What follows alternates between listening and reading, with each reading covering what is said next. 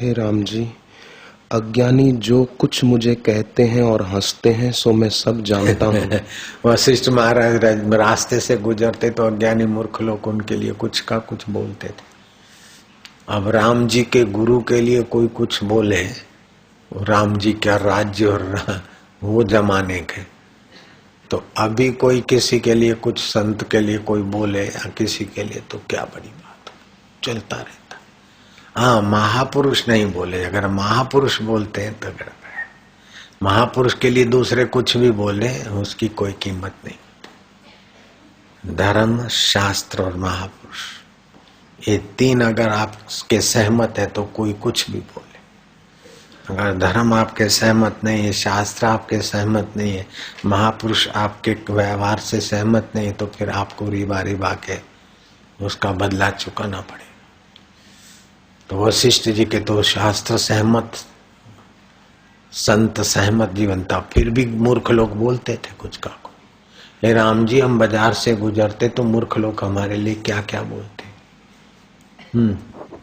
सो सब मैं जानता हूँ, परंतु मेरा दया का स्वभाव है, इसलिए मैं चाहता हूँ कि किसी प्रकार वे नरक रूप संसार से निकलें। हाँ, मेरे लिए क्या क्या बोलते हैं वो तो मैं जानता हूँ, फिर भी मेरा दयालु स्वभाव है कि कैसे भी करके वो कुकर्म से बाज आए, नरक रूपी अग्नि से बचे, संसार की वासना से बाहर। इसीलिए हम संध्या, एकांत, समाधि छोड़कर भी प्रवचन करते हैं। हमारा कोई और प्रयोजन नहीं कुछ लेने का। नारायण नारायण नारायण, प्रभु सबको सद्बुद्धि दे। बस आदमी कलयुग में कहाँ फिसलता है पता ही नहीं चलता। हे राम जी, मैं जो तुमको उपदेश करता हूँ सो किसी अपने मतलब से नहीं करता। कोई मतलब नहीं है कि मेरा कुछ अर्थ सिद्ध हो, ऐसा कल्याण माता पिता और मित्र भी नहीं करेंगे, तीर्थ और सुकृत से भी नहीं होगा, जैसा कल्याण बारंबार विचारने से मेरा उपदेश करेगा। माता पिता तीर्थों से भी वो कल्याण नहीं होगा राम जी, जैसा कल्याण मेरे वचनों को बार बार विचारने, अपने हृदय गम्य करने से होगा। संत के वचनों की अवहेलना करना अपना दुर्भाग्य बुलाना है। इससे और सब उपायों को त्याग कर इसी का विचार करो, भ्रांति मिट जाएगी और शीघ्र ही आत्मपद की प्राप्ति होगी। हे राम जी, जीव को भोग की इच्छा नहीं दीन किया है। जब इच्छाएं निवृत्त होती है तब गोपद की तरह वह संसार समुद्र को लांग जाता है। तब उसको तीनों जगत सूखे तृण जैसे तुच्छ लगते हैं। जब वह इच्छा से मुक्त होता है तब ईश्वर होता है। जिस पुरुष को आत्म सुख प्राप्त हुआ है वह भोगों की इच्छा कभी नहीं करता, और जब आकर प्राप्त होते हैं तब भी वे उसको नीरस और मिथ्या प्रतीत होते हैं। जैसे जाल से निकला हुआ पक्षी। जिसको आत्म सुख मिल जाता है वो भोगों की इच्छा नहीं करता, और भोग आके प्राप्त हो जाते तभी भी उस पुरुष को नीरस लगते। तो कपट काय को करेगा? कपट तो अज्ञानी मूर्ख करेगा।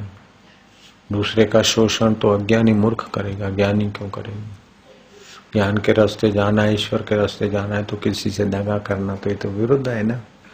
उसका अंतर्यामी ईश्वर तो देखता है ना किसी का भी। चाहे मेरे पास आ गए आप शिष्य बन के और मीठी मीठी बात करके आपसे निकालो, तो आपका अंतरात्मा जानता है और मेरा भी जानता है। आप भले ठगे जाओ लेकिन वो नहीं ठगा जाएगा, और आपका अंतरात्मा बोलेगा कि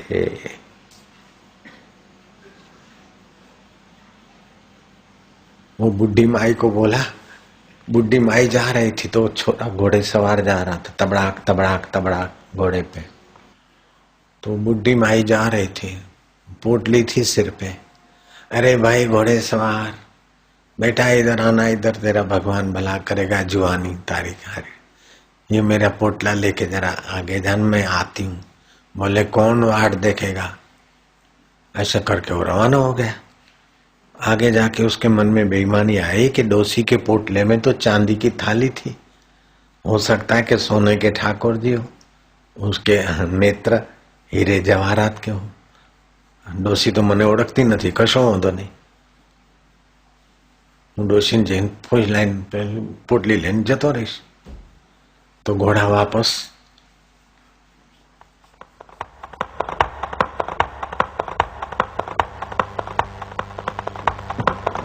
आवाज सुनाई पड़ रहा है ना, घोड़ा वापस आ रहा है।